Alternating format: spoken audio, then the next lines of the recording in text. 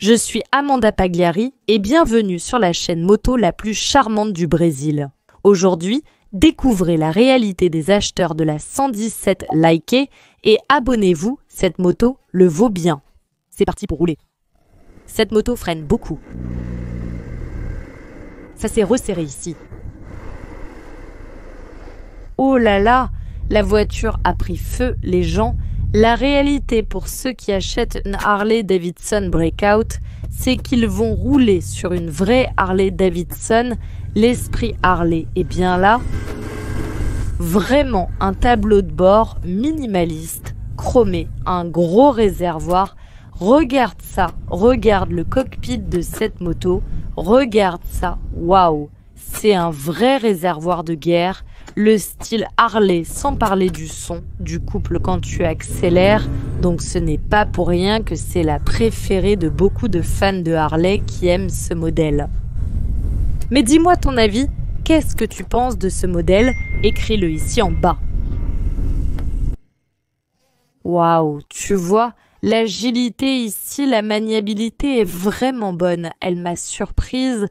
Bien sûr, dans les virages très serrés en U, là tu dois vraiment jouer avec ton corps. Je vais te montrer ça sur la route dans un instant, d'accord?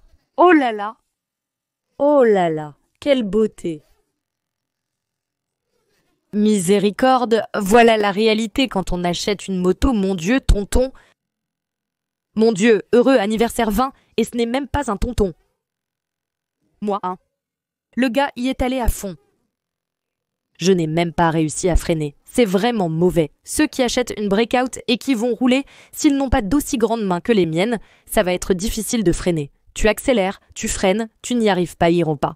Il faut arrêter une chose pour pouvoir faire l'autre. Sur les motos, il y a des réglages. Je peux m'appuyer ici et freiner 2 ou 3 fois. Je peux mettre la main ici, mais c'est très difficile. Et le frein arrière, ce gros filtre ici, ça me gêne un peu. Je vais rouler dans le couloir pour que vous voyez. Alors imaginez que vous en achetez une et que vous allez rouler pendant votre rotation, aller au travail ou que vous devez prendre la route et traverser une voie express bondée, quelque chose comme ça. Vous pouvez même y arriver. Vous voyez? Laissez-moi faire. Maintenant, je suis plus habituée à ces clignotants ici. Chacun va d'un côté. Eh bien, si vous roulez lentement en forçant la moto, la chaleur commence à monter et à chauffer vos fesses, n'est-ce pas, c'est-ce pas? Vous le sentez sous vos jambes. Il n'y a pas de secret, je ne vais pas vous mentir, la chaleur monte. Cette moto n'est pas idéale pour les embouteillages d'ici, n'est-ce pas? Mais il faut le dire, n'est-ce pas, que tu vas avoir cet inconfort. L'enclenchement des vitesses, regarde. Ce changement de vitesse, l'enclenchement dure, n'est-ce pas? C'est normal pour quelqu'un qui a une Harley Davidson, pour quelqu'un qui va en piloter une. Oui, et c'est tout, les amis. Ici, en ville, même si ce n'est pas son habitat naturel, elle s'en sort très bien. Ça m'a surprise. Je pensais qu'elle souffrirait plus, mais non, elle s'en est très bien sortie. Assez marché dans la circulation, je suis fatiguée. Prenons la route maintenant. Oh là là, cette machine est très puissante, les amis. Cette machine est vraiment puissante et elle te donne tout à un peu plus de 5000 tours. Elle te donne la puissance maximale autour de 5000 tours. Autrement dit, en première vitesse, tu prends déjà une amende. Regarde à quoi ressemble la réalité de quelqu'un qui achète une Breakout 117 et qui va rouler sur la route, n'est-ce pas? Tu vas rouler très heureuse, je l'avoue. Pourquoi? Car cette moto donne le sourire, non? Il est impossible de ne pas être ému, de ne pas vibrer d'émotion en accélérant ta machine. Elle est très agréable à piloter, mais elle n'a pas d'aérodynamisme, donc si tu en achètes une et que tu aimes accélérer, tu vas un peu en baver parce que tout le vent va venir sur ta poitrine. Ne te trompe pas, c'est toi le pare-brise. Tu te retrouves en position de pilotage avec un guidon très large, donc tu gardes les bras bien écartés. Et tu gardes les jambes écartées.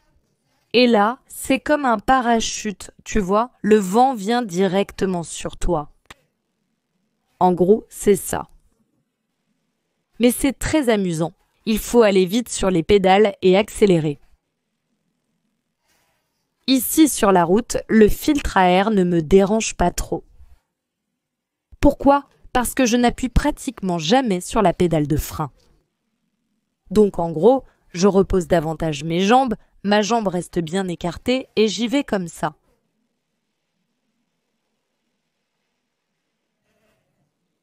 Waouh, tu es vraiment délicieuse. Eh bien, c'est une Harley-Davidson, n'est-ce pas? Alors, tu vas payer 130 000 pour ce modèle.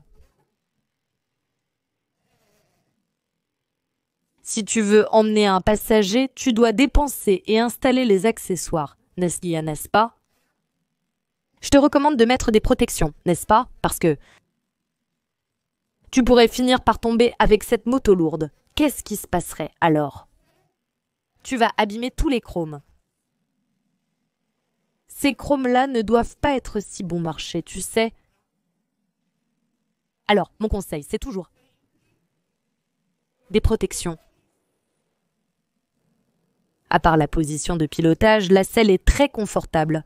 On dirait une vraie selle. Dans cette forme-là, ça épouse bien vos hanches. Mais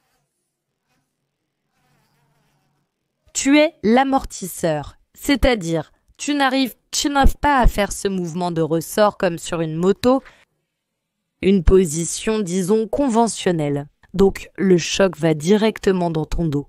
Sur une route comme celle-ci où 80% de l'asphalte est bon, là tu ne vas pas trop le sentir. Tu mets beaucoup de force vers l'avant pour prendre un virage. Mais en réalité, qui achète une Breakout 117 pour prendre des virages? Regarde. Tu as besoin d'un peu de technique, de sortir ton corps pour pouvoir incliner, puisque son pneu fait 240 de large et je n'aime même pas trop incliner parce qu'elle frotte facilement la pédale.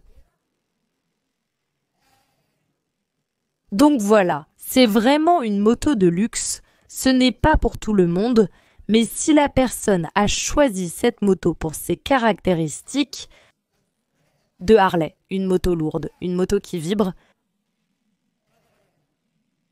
une moto qui chauffe, cette caractéristique de Harley-Davidson, ou du moins de la plupart de ses customs, si la personne l'a acheté justement pour ça, elle ne sera pas malheureuse avec la moto. Ici sur la route, le moteur ne chauffe pas du tout, c'est un vrai plaisir de rouler. Et c'est tout. J'ai accéléré, elle a répondu très rapidement, elle possède un accélérateur électronique. Il n'y a pas de réglage sur la poignée, donc moi, j'ai l'habitude de piloter, tu sais. Avec mes deux petits doigts ici sur le frein, oh là là, c'est vraiment difficile pour moi, je n'y arrive pas. Mais c'est ça, les amis, la suspension avant n'a aucun type de réglage. De manière générale, je pense que c'est une moto pour faire des allers-retours. Aller et rester, mais au maximum 200 km, surtout que notre asphalte n'est pas si lisse que ça, et cette moto va te malmener, elle va te malmener sur les routes pleines de trous, d'accord? Rappelle-toi qu'il y a une vidéo d'évaluation complète avec les points positifs et négatifs, j'ai parlé de l'assurance, j'ai parlé de plusieurs caractéristiques de cette moto, je suis sûre que tu vas aimer, il suffit de cliquer ici en haut. D'accord, j'ai laissé une super vidéo pour toi juste en bas. Abonne-toi à la chaîne si tu n'es pas encore abonné. Et toi, oups, je me suis trompée ici, j'allais déjà me tromper. Et si tu aimes ce genre de vidéo, laisse un like et commente pour que je fasse plus de vidéos comme celle-ci. Voilà, c'est fait. Il y a encore de la gentillesse dans la circulation. Alors, laisse aussi ta gentillesse sous forme de petits pouces bleus. À la prochaine, gros bisous.